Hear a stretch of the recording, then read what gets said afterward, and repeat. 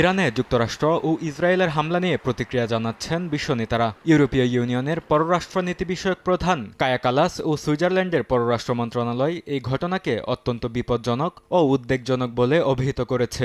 বেসামরিক নাগরিকদের নিরাপত্তা নিশ্চিত ও আন্তর্জাতিক আইন মেনে চলার আহ্বান তাদের।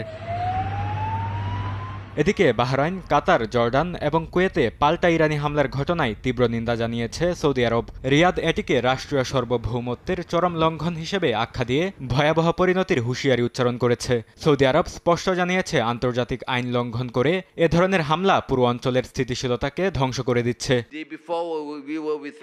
মালয়েশিয়ার প্রধানমন্ত্রী আনোয়ার ইব্রাহিম সতর্ক করে বলেছেন, এই পাল্টাপাল্টি হামলা মধ্যপ্রাচ্যকে খাদের কিনারায় দাঁড় করিয়েছে। তিনি যুক্তরাষ্ট্র ও ইরানকে সংঘাতের পথ ছেড়ে আলোচনার টেবিলে আসার আহ্বান জানান। পাকিস্তান ও ইন্দোনেশিয়া অবিলম্বে এই সামরিক তৎপরতা বন্ধের আহ্বান জানিয়েছে। ইন্দোনেশিয়ার প্রেসিডেন্ট প্রবো সুবিয়ান্তু তেহরান ও ওয়াশিংটনের মধ্যে মধ্যস্থতা করার এবং প্রয়োজনে তেহরান সফরেরও ইচ্ছা প্রকাশ করেছেন। পাপরিকা আর মেক্সিকান মশলার মাইন্ড ব্লাস্টিং ফ্লেভারে ডিটোস পার্টি হবে জোস যদি থাকে ডিটোস। রাশিয়া ও স্পেন ইরানের বিরুদ্ধে সামরিক পদক্ষেপের তীব্র নিন্দা জানিয়েছে। এই দায়িত্বজ্ঞানহীন আচরণ অঞ্চলটিকে আরও অস্থিতিশীল করবে বলে মন্তব্য মস্কোর। স্পেনের প্রধানমন্ত্রী পেদ্রো সানচেজ ইরানে একতরফা সামরিক হামলা প্রত্যাখ্যান করে আন্তর্জাতিক আইনের প্রতি শ্রদ্ধাশীল হওয়ার আহ্বান জানিয়েছেন।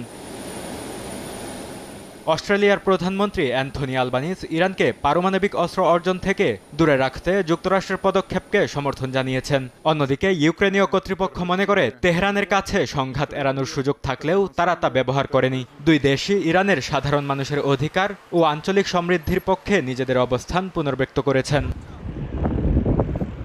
বরকতুল্লাহ, সময় সংবাদ।